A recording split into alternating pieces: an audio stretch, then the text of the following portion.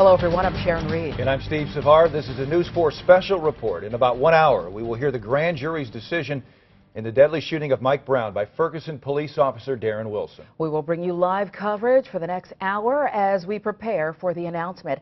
Let's go live, a live look into the St. Louis County courtroom.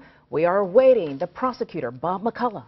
Just a few hours ago, McCullough's office announced it was ready to release the grand jury decision in the Michael Brown shooting investigation.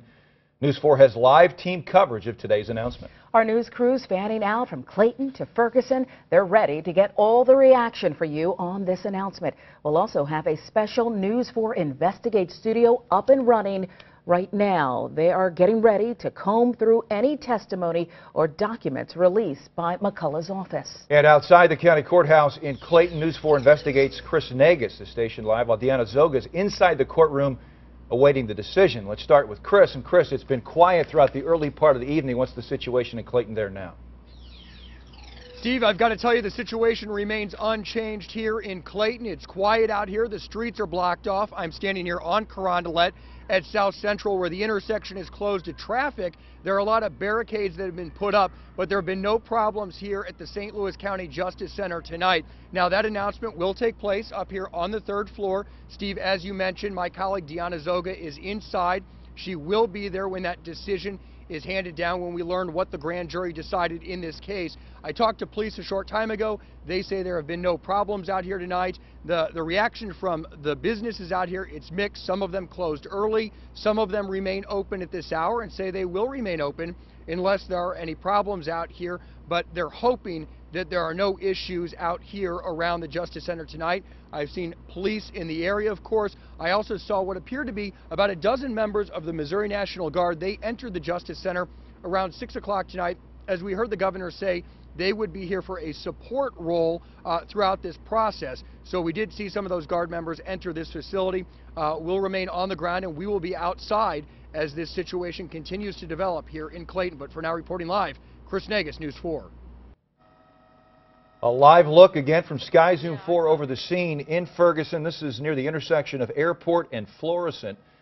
This is just a little bit north of the Ferguson Police Department. We have seen more and more protesters gathering in the last hour or so at this location. Sky Zoom 4 on the scene live right now. So protesters in the street. Our Matt Cesney is not far, about a quarter of a mile from here. Actually, this location is closer to City Hall. Of course, these protesters have been meeting. They've been coordinating over social media, and they promised a response to this in advance of the grand jury announcement in just under 1 hour. All this leading up to that grand jury announcement coming up, expected at about 8 o'clock from St. Louis County Prosecutor Bob McCullough.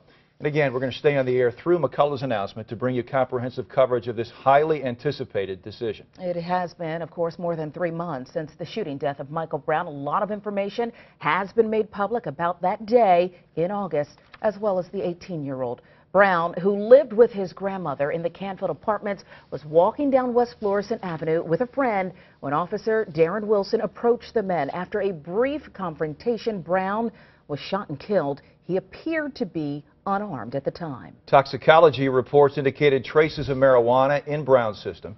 According to his family, Brown had just graduated high school and was scheduled to start classes at Vatterott College the Monday following his shooting. Much less, though, has been made public about the officer, Darren Wilson. Few images of him have ever been released. This picture of him, it's from February, when he was presented an award from Ferguson Chief of Police Tom Jackson. Now, we do know Wilson is a 6-year veteran of various police forces. In fact, he served 2 years in the Jennings Police Department and spent the past 4 years in the Ferguson Police Department. He's remained on paid administrative leave since the shooting, and despite many Brown supporters calling for his arrest. So the grand jury has reached a decision, but they've been reviewing evidence in the Michael Brown shooting case for weeks. Yeah, we're now less than an hour away from hearing their decision. Here's what they have to decide: whether or not there's enough evidence to indict Officer Wilson. We're going to look into each of the possible charges as well as Wilson's defense in more detail in just a moment. But first, we look back at the events of the last few months which have led up to tonight. August 9th, just after noon, Mike Brown was walking in the middle of West Florissant Avenue when Officer Darren Wilson approached Brown and his friend. Moments later, Wilson would end up shooting the 18-year-old just outside the Canfield apartments. Tensions rose as Brown's body lay in the street for hours. We would come to learn the Ferguson Police Department was waiting on assistance from St. Louis County Police and the coroner. County officers had spent the day in South County dealing with a gunman inside St. Anthony's Hospital. An armed intruder, armed with a handgun. He was also wearing a ski mask. Meanwhile, back in Ferguson, hundreds gathered along the streets of Canfield throughout the evening and into Sunday, all while tensions mounted. The next day, police hold a press conference and announce Brown attacked Wilson before he was fatally shot. Within the police car, there was a struggle over the officer's weapon. There was at least one shot fired within the car. That night, a peaceful vigil turned violent, followed by violent night after violent night. Don't be a traitor to Michael Brown in the name of you, man. By August 11th, national civil rights leaders, including the Reverend Al Sharpton, were in town to meet with Brown's family. It was Thursday, August 14th, when President Obama addressed the nation on the events in Ferguson. There is never an excuse for violence against police or for those who would use this tragedy as a cover for vandalism or looting. There's also no excuse for police to use excessive force against peaceful protests. No justice, no peace. Meanwhile, the protests continue. Governor Nixon announces a change to the security detail. Captain Ron Johnson of the Highway Patrol is now the man in charge. I plan on tonight myself walking to the quick trip that has been called Ground Zero and meeting with the folks there myself tonight. And so we are going to have a different approach and have the approach that we're in this together. But the following day, August 15th, tensions rise again. Ferguson police released the name of Officer Wilson, but not before also releasing the images of Mike Brown involved in a robbery just minutes before the shooting. It pissed them off. It pissed them off, and for one reason it did, because it muddied the water. On Saturday, August 16th, Governor Nixon declares a state of emergency. The National Guard arrives Monday. Tensions mount again as St. Louis police shoot and kill a man armed with a knife just a few miles from Ferguson. He got a gun out. Almost a week after the president's national address on Ferguson, U.S. Attorney General Eric Holder arrives in St. Louis.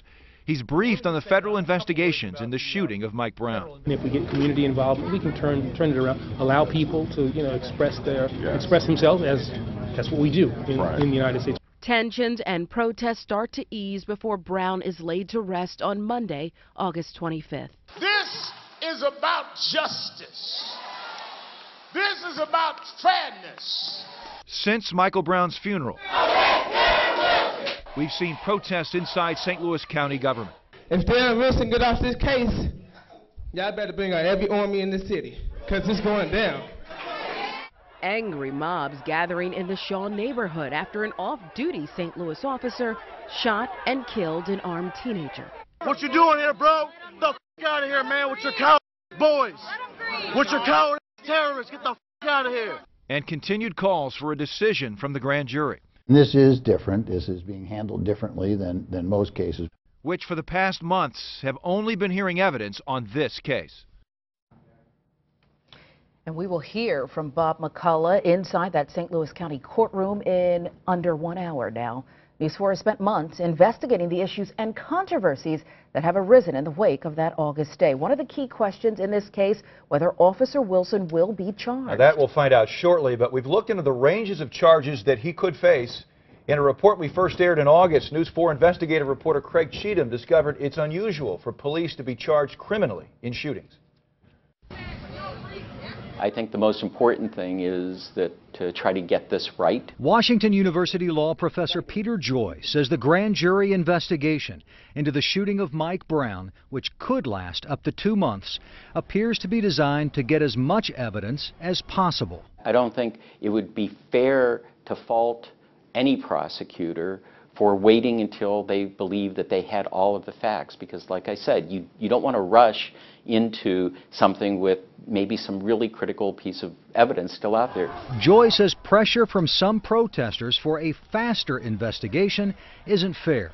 He says when prosecutor Bob McCullough said that the grand jury may not reach a decision until mid-October, it was an indication that the prosecutor is committed to a thorough investigation that will likely include many witnesses. Instead of maybe having a head detective summarize statements that people have given, it sounds like they're going to take a lot of live testimony. Joy says grand juries often find police credible, and Officer Darren Wilson's fear would be a critical factor in the decision to indict or not to indict him. If Mr. Brown was, say, 30 feet away from the police officer with his hands up, surrendering, well then, it'd be hard to imagine any scenario that would say, well, the police officer could credibly say, I was still in fear for my life. On the other hand, if there was a struggle over the gun or Mr. Brown was rushing the police officer, that's a whole different story. He says if the grand jury finds that Officer Wilson walked up to Mike Brown after Brown surrendered, then shot and killed him, Wilson could be charged with murder.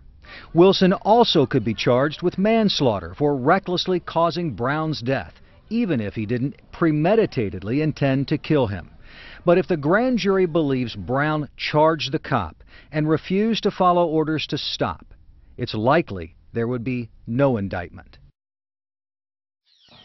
News 4 Investigates, Craig Cheatham reporting there. He's been taking that deeper look at the case from the beginning, and now a live look once again at Airport and Florissant in Ferguson. Protesters on the move. A short time ago, we saw them converge at the intersection there, even locking arms. One car, presumably demonstrators, circling with an American flag. But no unrest at this point, no arrest, no confrontations or clashes at this point. Should be noted, too, we've seen demonstrators in this area of Ferguson gathering in the last hour, but where Robin Smith is on West Florissant, really no activity in the 6 o'clock hour, and very little activity outside the St. Louis County Justice Center, where Chris Nagus is stationed live as well. So most of what we're seeing here is occurring from the Sky Zoom 4 live shot in the vicinity of Airport Road in Florissant. And remember the rules of engagement. We've brought you so much information about over the past several weeks.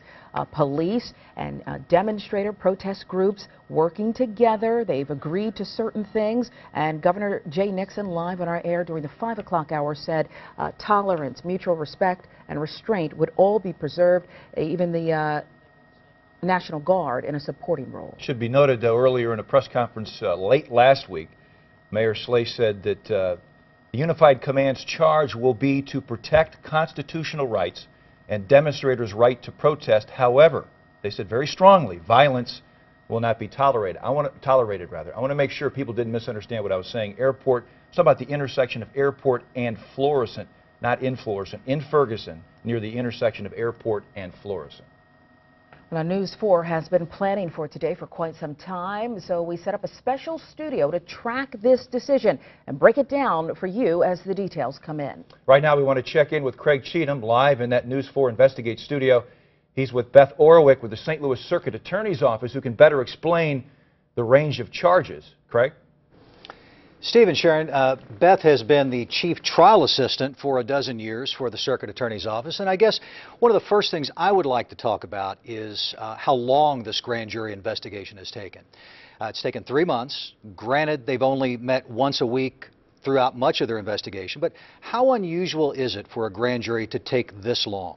Well, I've been at the Circuit Attorney's Office for 12 years. I've been the chief trial assistant since June.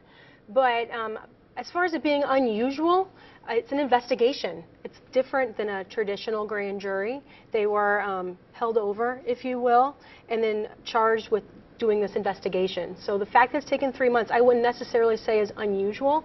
I would say that it is different, though. We've heard a lot about the role of Bob McCullough in this. Some of the protesters have criticized his involvement in it as a prosecutor. How much of a role does a prosecutor take in the discovery of evidence for the grand jury, in the presentation of evidence as well? Well, it's up to the individual prosecutor. I know when I'm in the grand jury, I generally like to have a police officer testify first and kind of set the stage for the rest of the witnesses that are going to testify. But a lot of times it really just depends on scheduling, on people's availability, It's very practical things. And so as much as we can, we like to try to set a framework, but sometimes it doesn't always work. We've heard that the grand jury can actually essentially take control of the way evidence is brought in. For example, a grand jury can say, we'd like to hear more from this witness, or we'd like to see that again. Does that happen? It does, especially in a grand jury investigation. They can actually ask to hear from specific people or to see specific evidence. And as a prosecutor, we are ethically bound to try to make that happen for them. We need to ask. So what type of witnesses and what type of evidence would be presented in a case like this? Well, in a case like this, I would expect the grand jury would hear from police officers. They would hear from the police officers that are initially on the scene. They would hear from detectives who did the follow-up investigation. I would think they would hear from evidence technician officers, people who are on the scene collecting physical evidence, and I would think they would hear about what physical evidence was actually collected. We're talking about pieces of clothing or firearms or bullets or shell casings, things like that. I would think that they would hear from the medical examiner, and I think we've actually heard through the media that 2 different medical examiners have testified. And through the medical examiner, hear about the autopsy and perhaps even see the autopsy report. I'm not there in the room, but I think they would also hear about DNA, fingerprints, and then they would hear from witnesses. People's accounts and what they remember, what they saw, what they observed, and I think that the grand jurors would really listen to that evidence. We've also heard that Darren Wilson testified, perhaps for as long as 4 hours. How unusual is it for a defendant to testify at a grand jury? It's pretty unusual, actually. They are absolutely allowed to testify in front of the grand jury. They can't bring their attorney, but it is pretty unusual. I think it makes a lot of sense, though, if you think about it, why someone might want to actually come in and testify. It's a good chance for them to get out their defense, if they have one, and let the grand jury know that early, so they can take that into consideration. But as a prosecutor, wouldn't you want a defendant to testify before the grand jury? Doesn't that limit the defendant to that story that he or she presents to the grand jury? You're exactly right. It would seem to give them little wiggle room. It would actually seem to work against them. It depends. Everything is so fact-specific, and I don't know the facts of this case. But I do know it once someone testifies in the grand jury, it's going to be hard to change your story. So you are right in that respect. Now, the grand jurors were not sequestered, which means that they were able to go home. Again, presumably, many of them worked, so they would return to their jobs and not just their families. They would also have access to all of the information that the media has presented. How do you control that as a prosecutor? What kind of an order would the judge order them to not look at information like that? And how do you enforce something like that anyway? Well, the judge could. I know in traditional juries who decide guilt or innocence, the judge can often make an order saying, do not check Twitter tonight, look on Facebook, don't listen to Channel 4, if you will. But it'd be very difficult to enforce, especially in a case like this because the grand jury has been meeting for so long. How do you put that aside? There are rules of evidence, and the rules of evidence for a grand jury states that they should only consider the evidence that they are listening to in that grand jury room. So the evidence that they hear are what should be used to guide their deliberations. We heard rumors weeks ago about a possible leak on the grand jury. McCullough's office determined that the leak did not occur. But leaking grand jury evidence is a pretty serious issue, and it actually could lead to a criminal charge. How big of a deal is that? I mean, is that something that is basically pounded into this grand jury over and over and over again? It's pretty huge. I mean, it's a big deal. The grand jury is built on the foundation that it is secret. And there's a lot of good reasons for having that secrecy. You want the grand jurors to feel free to deliberate and to listen to that evidence without having the public pressure or media pressure on them. You want the witnesses to be able to go in there and actually take that oath that they take and swear to be secret and tell the honest truth. And I believe that happens. When you take that oath and you know there's that secrecy, it increases the amount of honesty. Beth, thanks for your time. Thank you. Appreciate it very much. Beth Orwick, Assistant St. Louis Circuit Attorney, and now the Chief Trial Assistant for the Circuit Attorney's Office. Sharon and Steve, back to you. All right, thank you, Craig. Great insight from Beth. We appreciate her participation tonight in clearing some things up. It's a very confusing process. Not a lot of people understand about the grand jury.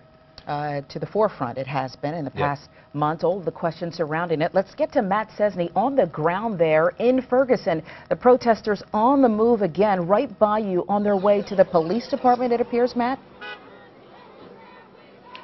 Yeah, Sharon, they've shut down South Florissant now. Everybody is out into the street, and there is some kind of a focal point of some of the crowd and commotion right now. Somebody is in the middle of the crowd that a lot of the cameras are being drawn to, but we can't get a look at it right now from where we are. But a lot of the demonstrators who went north of here came back. They kind of spilled out into the street, and traffic is at a standstill right now. We are watching the police, who are watching from outside the Ferguson Police Department. They have not moved in yet to clear everybody, but so far things are at a tense moment right now because it seems as if the demonstrators have taken over South Florissant, and the police seem content to let them do that right now for now. So that demonstrating is continuing. Police maintaining a fenced-in line protecting the parking lot for the Ferguson Police Department, but this crowd just seems to grow by the half hour. There's so many more people arriving and coming in here. It's interesting to see. But at this point, people mulling around, a lot of chanting going on. All right, our Matt Cesney on the scene there, and the crowd steadily growing. Our Julian Johnson is in the area as well. But let's talk about what we do and don't see in the way of police presence, if we could, because we did have those rules of engagement and the protesters gathering, but we haven't really seen an outbreak of anything. It's been peaceful thus far. Yeah, it's hard to tell right now from this look. I think we've lost Matt's audio for the moment. Matt, are you back with us? Hey, I'm right here. I think we got a pro-police demonstrator here. I'm not sure. There's some kind of commotion going on here. What's being chanted, Matt? We're having a hard time picking it up from the camera.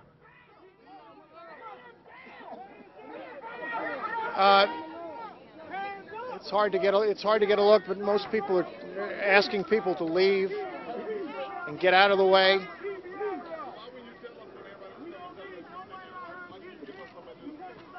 We'll try to listen in here. I just don't think you understood what was happening. All right. All right, well, we heard there somebody saying, a protester saying, don't put your hands on him, let him go. So somebody trying to uphold the peace in the middle of that scene right there that's unfolding near the Ferguson Police Department on South Florissant Road. We've heard the governor talk about this. Others have, religious leaders, other protesters within these crowds perhaps, who have said it is their job, their duty to not just protest, but also to try to keep peace, try to grab hold of others who may be agitators. We've not seen that thus far, but Matt Cesney did say going into that appeared to be a pro-police demonstrator. Yeah, I don't think we're making connection with Matt right now, but it was interesting. I had a chance a couple weeks ago to talk with Missouri Highway Patrol Captain Ron Johnson, talking about the fact that why he was optimistic about why things won't be so bad after the decision is announced, whatever is announced. One of the reasons, he worked very hard and protesters worked hard to come together. People who were at odds and people that came close to clashing 3 months ago sat down and found some common ground. So that went on with the Unified Command. I know Ron Johnson did it. There was a CBS Evening News report last week with St. Louis County Police Lieutenant Jerry Lohr, who, again, was very close to clashing with protesters just a few months ago, but spent time with them behind the scenes, actually taking a friendly photo saying, look, we've got to find common ground when whatever is announced, and that announcement is coming up in about 35 minutes. And isn't that what it's all about? Yeah. Police engaging, talking with protesters. Mayor Slay gave a press conference this past week talking about the same, that they've been meeting, talking, sharing, not always agreeing, but finding some common ground, which is so necessary, and hopefully when that decision is announced, that will remain peaceful. Yeah, what you're looking at right now is a scene from Sky Zoom 4 in Ferguson over South Florissant near the Ferguson Police Department. An hour ago, it didn't look like that. In fact, most of the protesters were farther north. They made their way south in the last half hour or so. And the demonstration's picking up steam. But again, right now, no confrontations, no violence erupting at all. It's a peaceful protest at this point. The grand jury has had an unfiltered look at all the forensic evidence and witness testimony in this entire case. In an interview with News 4, County Prosecutor Bob McCullough told us this process was expected to take time, and Washington University law professor Peter Joy said to expect the grand jury to hear evidence for at least 3 months. The grand jury must look at all the forensic evidence and have access to witnesses, not just detectives in the case. An abundance of caution by putting on all of the evidence, by putting on the witness. There isn't anyone who can legitimately say, well, you know, yeah, the cops came in and said this, but that's not really what the guy said. Well, now we've got the guy sitting there saying, you know, here's what I saw. Prosecuting attorney Bob McCullough did not give the grand jury specific instructions. In this case, all of the evidence, according to McCullough, was presented directly to the grand jury. Now, it is unlikely Officer Darren Wilson will face a first-degree murder charge beyond showing Wilson caused Michael Brown's death by shooting him. To indict on murder 1 charges, the evidence must also prove the killing was deliberate and premeditated. Premeditation, remember, can be found in a moment. The state would also have to prove Darren Wilson did not act lawfully as a police officer or in self-defense.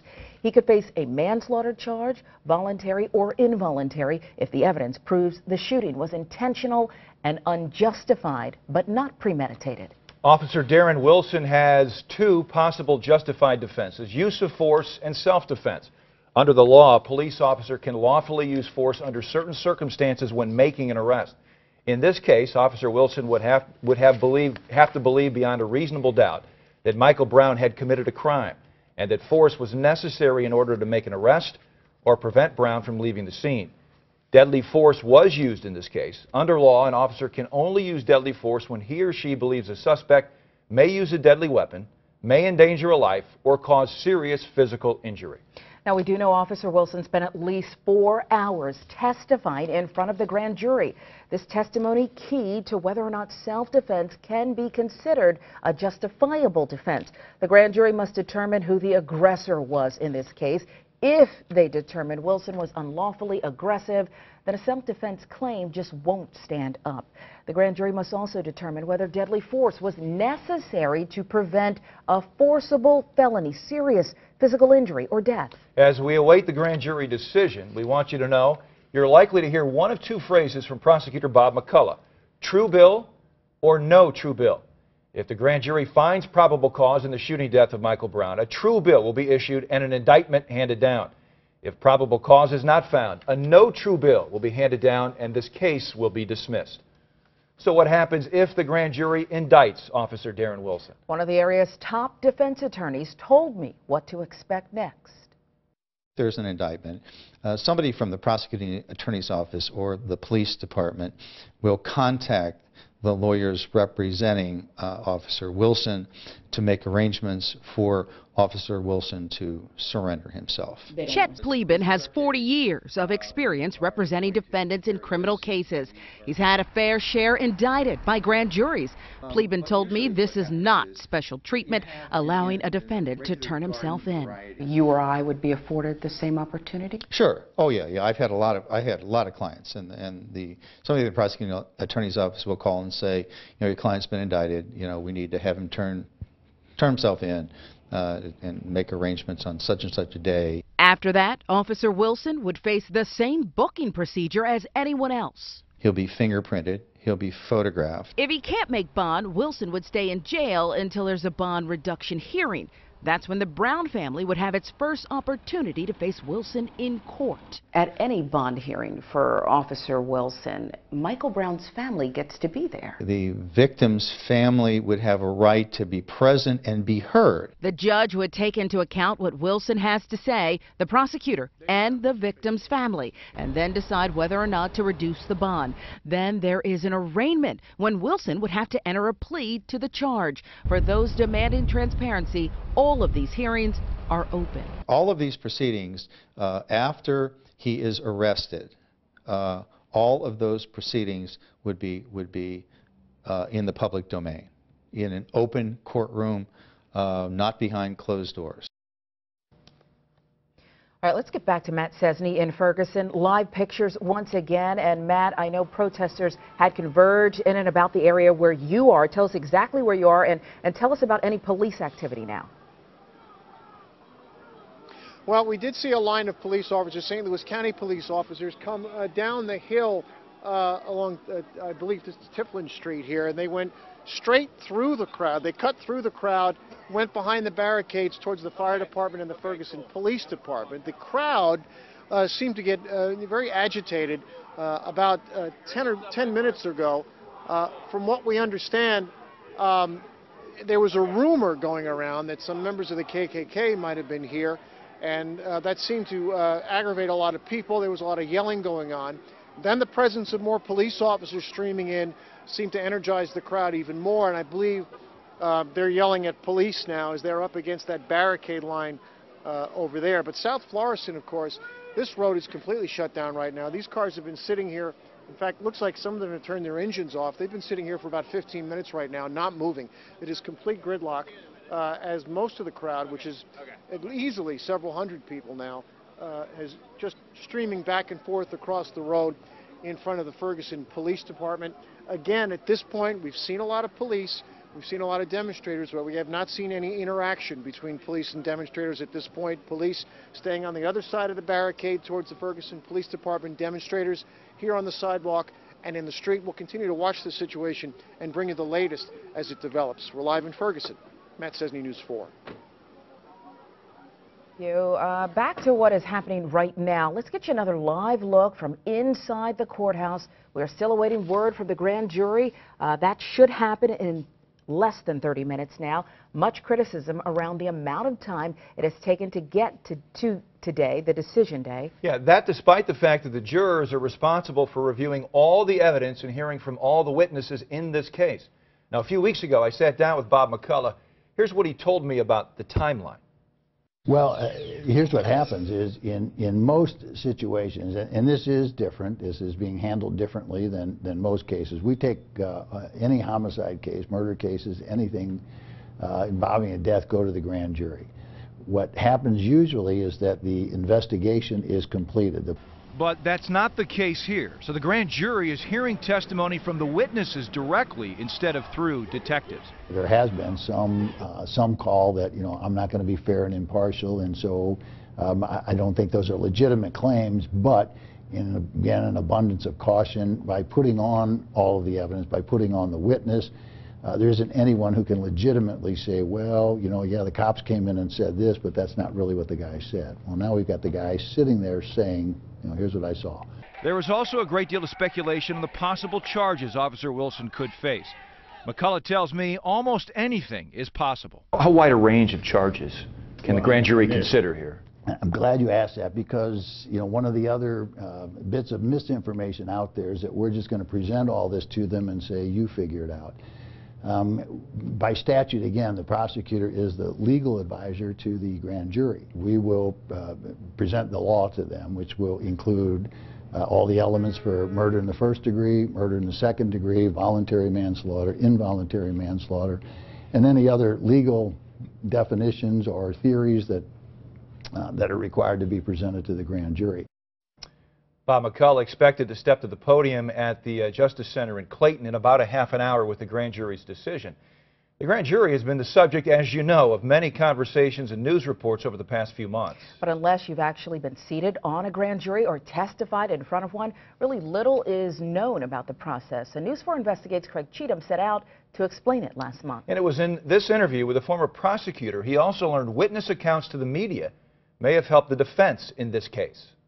We have seen so much of this case, the place where Officer Darren Wilson shot and killed Mike Brown. We wasn't causing any harm to nobody.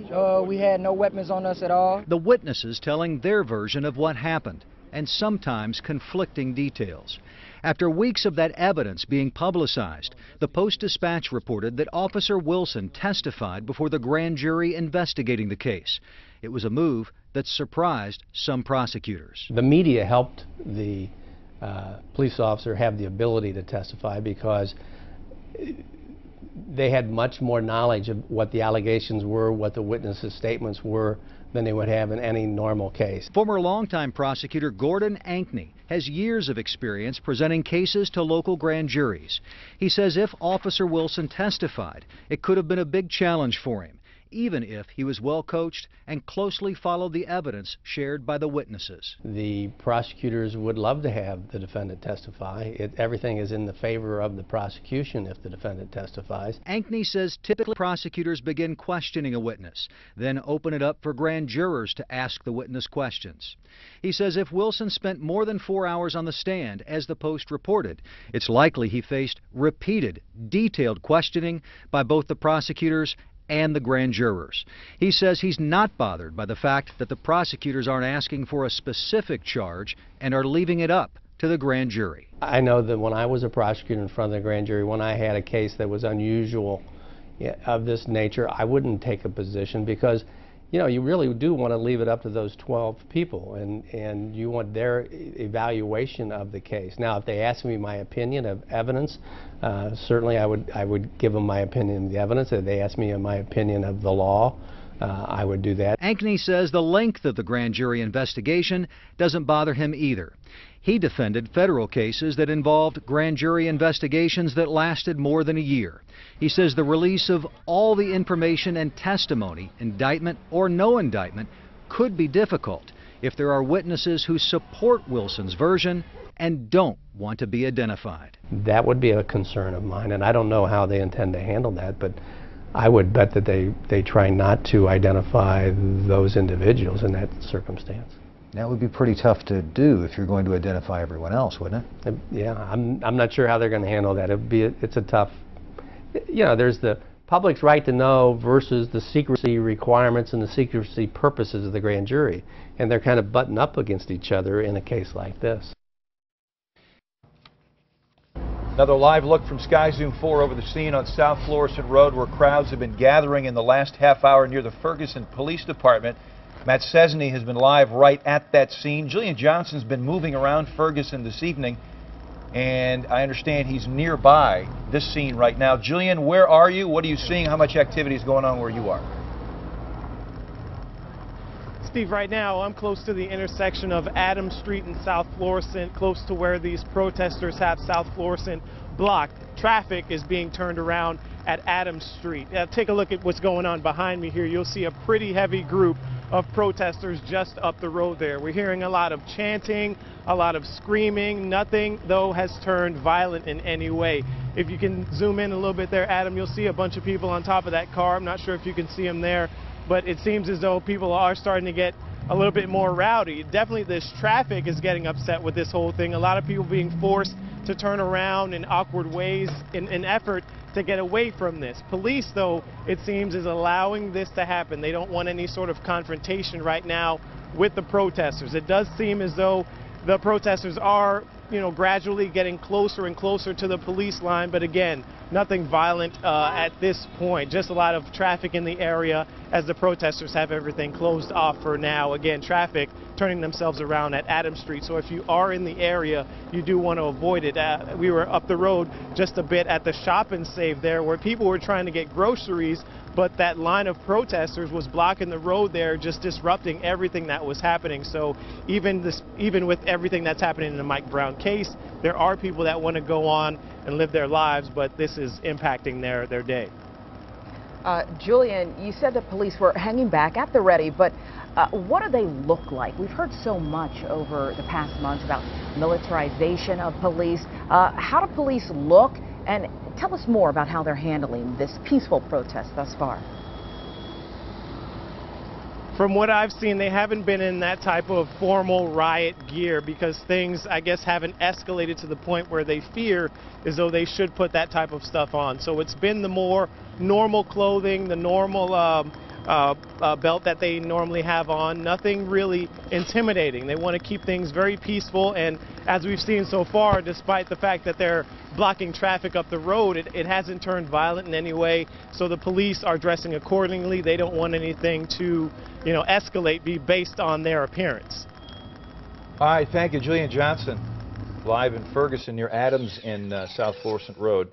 Should be noted, we're getting some comments, some angry comments from our viewers on social media about seeing the American flag upside down. We're seeing the video come in firsthand as you are, and I, to be honest with you, couldn't discern some of that. I don't know if you saw that at all, but we are getting Some viewers telling us they're angry to see the American flag being held upside down or displayed upside down in our video from Sky Zoom 4 over the scene in Ferguson. Something that could and does anger people when they do see something like that. As Steve said, we're watching the aerial pictures, but we do have reporters on the ground as darkness has fallen.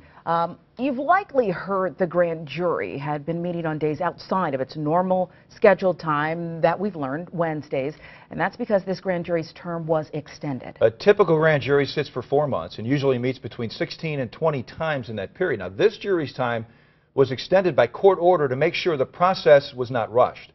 Much like a standard jury, the grand jury consists of 12 people. They are randomly selected from the same pool of people called for jury duty. The grand jury meets privately, usually once a week, to hear evidence in different cases.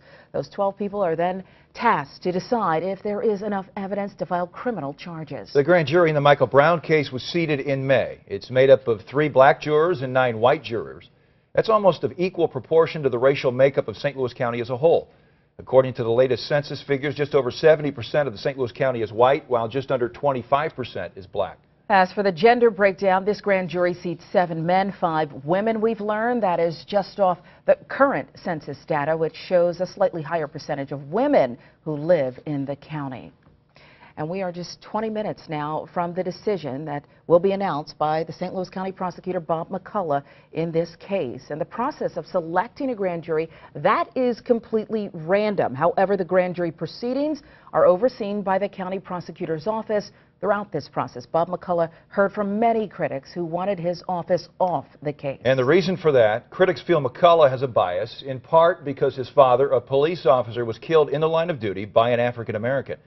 Mike Colombo digs into the archives to offer some perspective on the tragedy that McCullough acknowledges helped shape his life. The raw emotion Michael Brown's mother showed the day her son was killed remains one of the most haunting images in this case. You took my son away from me. You know how hard it was for me to get him to stay in school and graduate.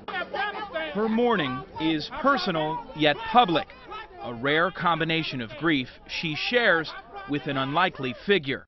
On the night of July 2nd, 1964, 37-year-old St. Louis police officer Paul McCullough was shot dead in the line of duty, responding to a call in the Pruitt-Igoe housing complex.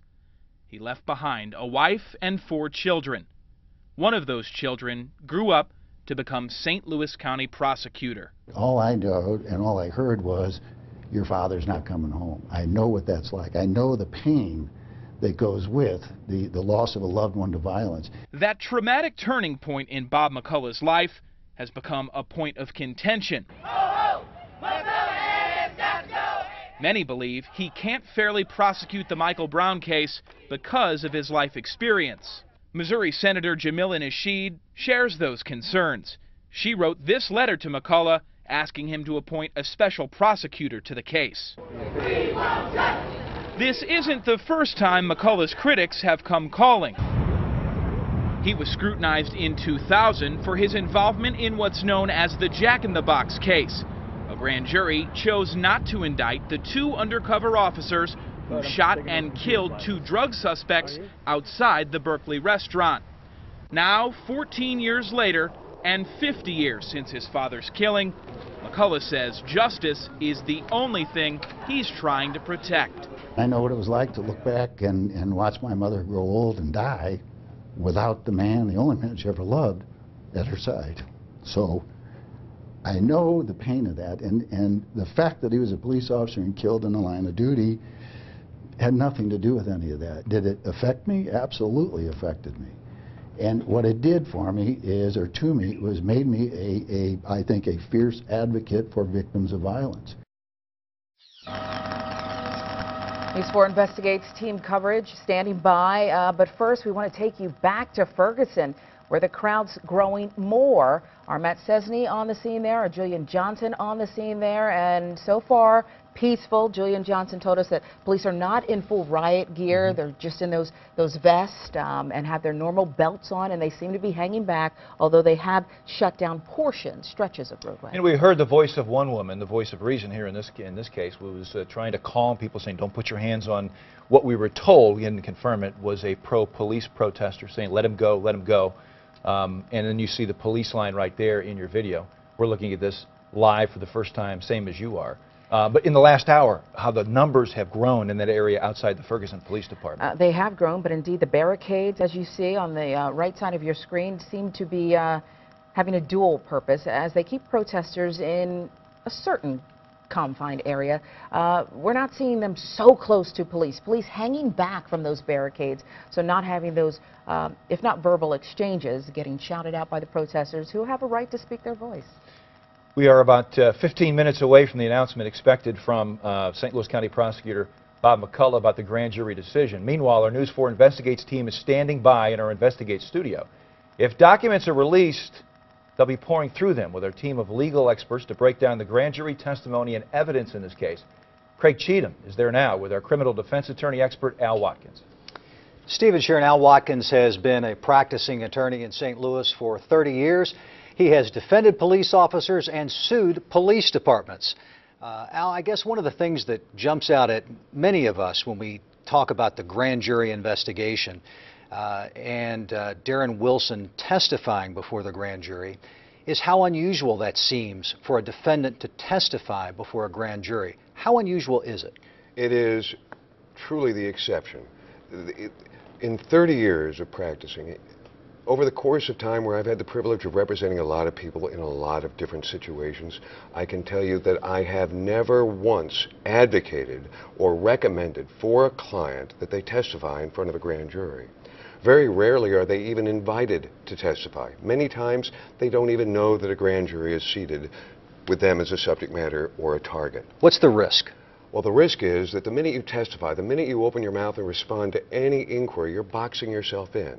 You're in effect stating for the record something that can never be explained away or retracted or changed without compromising the integrity of your position on the stand in the future. You had a client testify once before the grand jury. And I might add, despite my strongest of admonitions to the contrary, he chose to do so. Did you prepare this client for his testimony? I did. I prepared the client first by doing a yeoman's job at trying to talk him out of the undertaking and explaining why and putting him in a position of knowledge, and having gotten him up the learning curve, he still desired to testify. So to do so, I made sure, as an advocate, as somebody who had a duty to do so, that he was in a position of understanding and appreciating the value of every word that he spoke. So was the goal to keep him on a tight leash, basically? And a tight leash? Allow him, discourage him from rambling, for example? Well, discourage him from rambling, discourage him from answering questions that aren't asked, answering more than what the question is seeking, and putting him in a position of appreciating that there really is one issue at hand at the end of the day, and that is whether or not a prosecutor, be it on behalf of the federal government or the state, can prove beyond a reasonable doubt each and every element of the crime is charged. When you did that, did you take on the role of the prosecutor? We role-played, and I did take on the role of a prosecutor and put the client in a position I felt of understanding and appreciating why it is that he should not take the stand. But despite my best efforts, he did so. Al, appreciate it. So many other questions we'd like to ask you. Right now, we're going to go back to Steve and Sharon. All right, Craig, thank you. We appreciate Al Watkins taking the time to come in and share his insight and knowledge. Meanwhile, we take you back, live look, Sky Zoom 4 in Ferguson, over the scene near the police department on South Florissant Road. We've mentioned how the crowd has grown, I would say 10 or 20-fold here easily in the last hour or so. And it seems minute by minute as we inch closer to the 8 p.m. hour. 12 minutes from now, the prosecutor, Bob McCullough, will step before the podium in Clayton, inside the Justice Department there, and deliver the grand jury's decision. Matt Sesney's been live on the ground on South Florissant Road, South Florissant Road, just outside the police department for the past couple of hours. And Matt, the crowd continues to grow. What about the mood? What's going on there right now? Well, Steve, a lot of the tension we had here about 15, 20 minutes ago has kind of subsided. The crowd has grown, though, to the point where it's even hard to count now at this point because everyone has streamed across South Florissant Road. No more traffic is moving. The police are allowing the demonstrators to do that right now. I think everyone is very aware of the time, and they're kind of just in a waiting period right now to see what that grand jury decision is. You can see the line of St. Louis County police officers that have assembled in front of the Ferguson Police Department. They are behind that metal fence. They are not in riot gear. They are not looking intimidating. They are standing there in their jackets with their hands in their pockets. But you know, there are a lot of police officers very nearby and at the ready in case anything does happen here that may constitute any kind of trouble. But for the most part, it seems as if everyone took a pause, looked at their watches, and there's kind of a calmness right now with people just standing around, milling about, and waiting to see what this decision is going to be. And of course, we'll be here to see how everyone reacts to that decision once we get it. But so far, just a large crowd and no interaction between police and demonstrators here in front of the Ferguson Police Department. Back to you. Matt, just a quick question. Logistics, really, with just a little more than 10 minutes before the announcement, what are you seeing, the masses? How will they receive this decision by the prosecutor? Are they looking at devices? Is there any kind of gathering that you've seen? Well, yeah, I mean, there are just about everybody here has some sort of electronic device to follow news, to follow people, rather on Twitter or on Facebook or texting. Everyone is very plugged in to what's going on right now and very aware. And we can see just a lot of people looking down at their devices and kind of waiting. There's a big clock here on top of the Ferguson Fire Department, and everyone's very aware of what the time is right now. But as you can see, we almost hit these periods of stillness and quiet, and then some chanting will start. It looks like a chant is starting now, but it just seems like as if everything here is now gearing towards the top of the hour and what that announcement is going to be. All right, Matt, thank you. Matt Cessny live on the ground at South Florissant amid the protests just outside the Ferguson Police Department. As Matt said, we're about 9 minutes away now from the scheduled announcement of the grand jury's decision. We have News 4's Diana Zoga standing by inside the courtroom. Mark Chris Negus just outside the county courthouse where a crowd has not yet gathered. Chris, talk to us, though, about what you are seeing, about what's in place. Sharon, I've got to tell you, it's been pretty quiet out here in Clayton all evening long. I'm standing in the middle of Carondelet, which is closed to traffic. Now, just up the sidewalk here, you see the lights up there? Those are from the national media. There is a small group of people that are gathered on the sidewalk near members of the national media. I don't want to say they're protesting, but they are out there, and they're definitely engaged and interested in what's going to take place out here. They are watching the clock as well, just waiting to see what's going to happen. There are police out here. You can see they're out here in the intersection at South Central and Carondelet, just keeping an eye on things, the barricades that have been set up. Earlier today, I saw city workers moving trash cans and newspaper holders, things like that, off the sidewalks out here, just to avoid any potential problems that might occur in this area. And as I look down the street, down Carondelet here, it's again quiet. It's bizarre almost, you know, in an area like Clayton with all the restaurants and bars, an area that would normally be a bustling area at this time of night with people going out for dinner. It is quiet. I just walked a couple of blocks up here, and most of the businesses are closed. They shut down early. There was one business on the corner that said they're going to close at 8 o'clock when the announcement's made. They're not going to stay open until 10 o'clock, which is their normal hours, just because they don't want any problems. So that's where we are, outside the Buzz Westfall Justice Center, where the eyes of the nation literally will be focused on that courtroom here in just a few minutes to find out what decision was made by the grand jury. And of course, we'll be out here to bring that to you.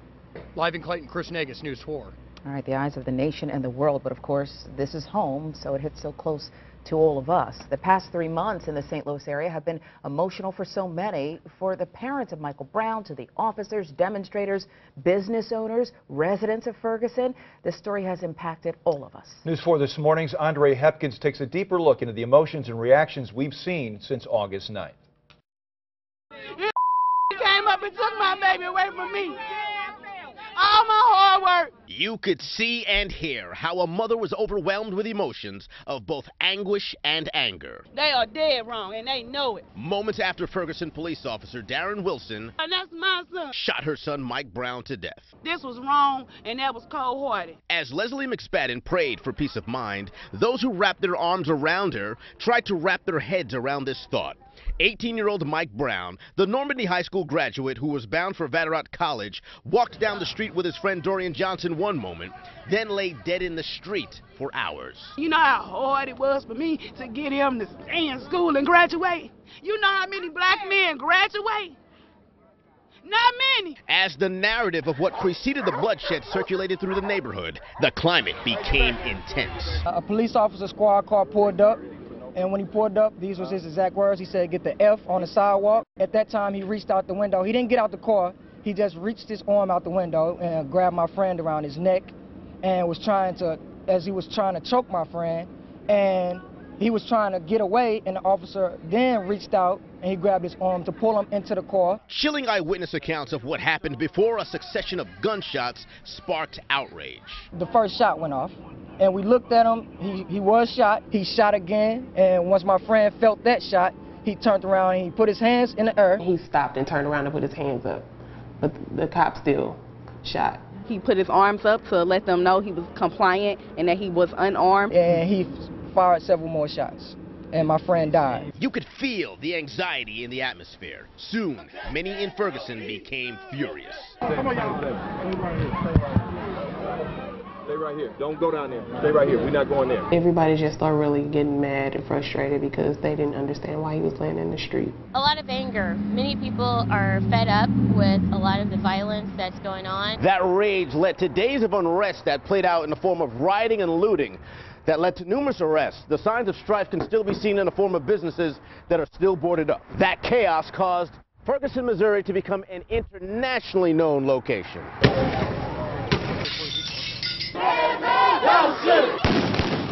Don't be so angry that you distort the image of who his mother and father told us he was. Appeals for peace came from civil rights activists, clergy, police, even the president who sent the U.S. Attorney General. And we also want to listen. To bring calm and comfort. One day, they'll regain my trust. But distrust produced more days of discord, from the disruption at a St. Louis County Council meeting in September to the arrest of prominent professor Dr. Cornel West on Moral Monday in October. That passion comes from waking up and knowing that every 28 hours, one of my black brothers or my black sisters will be killed. The angst and unrest weren't only triggered by a teen's tragic death, but how Mike Brown's body was left in the street for a community to seethe as it looked at a corpse is what ultimately prompted Ferguson Police Chief Tim Jackson to apologize. That was me. I was the commander on the scene, and I let that happen. And I'm sorry that I did. The chief's mea culpa went to the family, who ultimately took their unease to the UN. They want the world to focus on Ferguson. We need justice, we need answers, and we need action. Andre Hepkins, News 4. All right, you're looking at two live looks here. That's on the left, screen left is St. Louis County Justice Center, where in moments Bob McCullough is expected to announce the grand jury's decision. On the right, the same Sky Zoom 4 shot we've been giving you throughout Ferguson. We have seen the crowds grow exponentially here in the last hour outside the Ferguson Police Department on South Florissant Road. Matt Cesny is there. Julian Johnson is not far by. Robin Smith is in Ferguson as well tonight. In 3 minutes, the county prosecutor, Bob McCullough, will step before the microphones and announce the grand jury's decision. The range of charges that Officer Darren Wilson could face, first there could be what's called the no bill, Steve, which means no indictment, or no a range bill. of no true bill. Murder in the first degree, that is viewed by legal experts as unlikely in this case, but you never know what a grand jury will do. You've got murder in the second degree as a possibility, voluntary and involuntary manslaughter also possibilities. So we're going to find that out in a matter of just minutes. Meanwhile, looking at the protest, Sharon, we've been watching this and there have been no clashes. Matt says he's done a great job to document and chronicle what's going on tonight. The police forming a line, but so far there has been no encroachment of that line from either side. It's interesting, the rules of engagement that were put in place by the Don't Shoot Coalition. Can you have imagined 3 months ago when we were watching live night after night the hostilities unfold on West Florissant? I couldn't imagine at that time the two sides sitting down and agreeing to the 19 rules of engagement proposed by the Don't Shoot Coalition. Now, they didn't agree on all 19, but they agreed on quite a few of them. Some of them just couldn't be agreed upon.